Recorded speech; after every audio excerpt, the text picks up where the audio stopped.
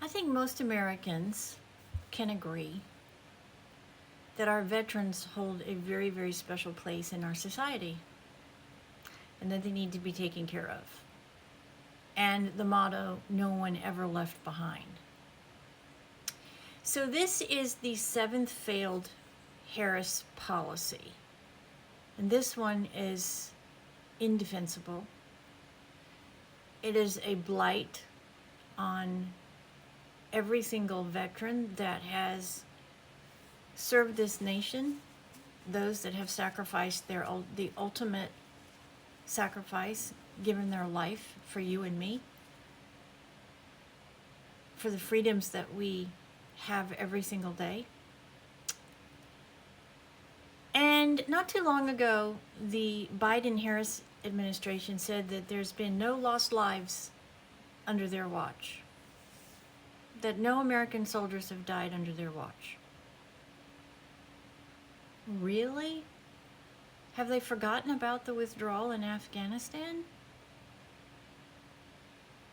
If you watched the convention recently, you would have seen all of the family members of those men and women who died on their watch.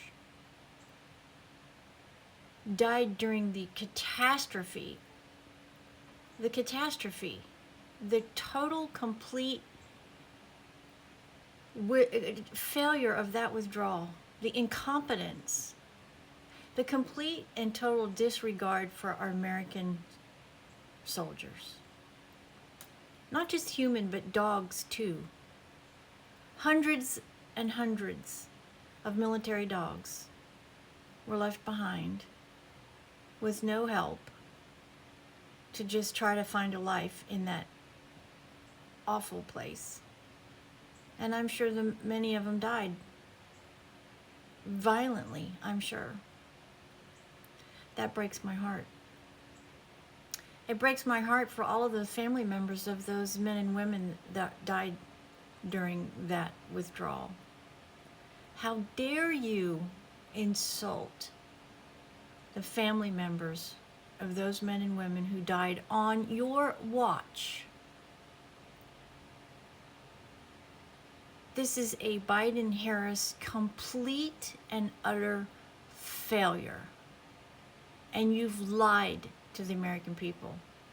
You actually made a statement in the last month, I believe, that no men and women have died on your watch. Really? That just shows how absolutely out of touch this administration is. And it begs again to ask the question, who's running the country? It's not Joe Biden. He's proved and admitted he can't do it anymore. So why is he still sitting in the White House? Are more men and women going to die because of his incompetence and her incompetence? Let's not forget, Vice President Harris has to vote. She is the final vote in the Senate. So for her to just miraculously say, none of this is my responsibility, is once again another lie. How can you look these families in the eye and say, none have died on your watch? You haven't even called those family members. You haven't even acknowledged that they died on your watch. President Trump has called them. President Trump has gone out of his way to help console those families. You've done nothing. Neither one of you. And it's a disgrace. You're the commander-in-chief, and you're the second in charge, Harris. You've done nothing either. You both have the blood on your hands of those men and women that died in the catastrophe of the withdrawal from Afghanistan. No man left behind? What a joke. Absolute disgrace. I wouldn't want any of my children to be in the military because we can't trust you. We can't even trust you, either one of you, to admit these men and women died while they were in the service as a servicemen and women for this country, and you cannot even acknowledge they have died. What an absolute disgrace.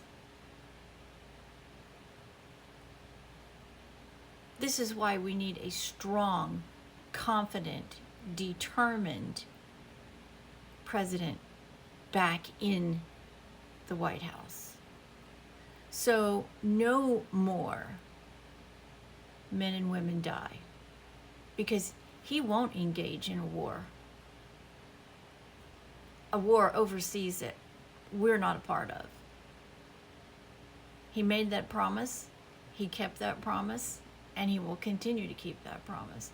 And he will continue to do everything within his power to take care of our veterans. We have veterans that are committing suicide. We have veterans that are homeless. What have you done for any of them? I can't think of one thing. Not one thing. And it's an absolute disgrace. That alone should remove you from office. How can you not pick up the phone and speak to these family members? I don't understand it, and it's an absolute blight on this country that our commander-in-chief and our second in command can't even acknowledge they died in Afghanistan on your botched withdrawal.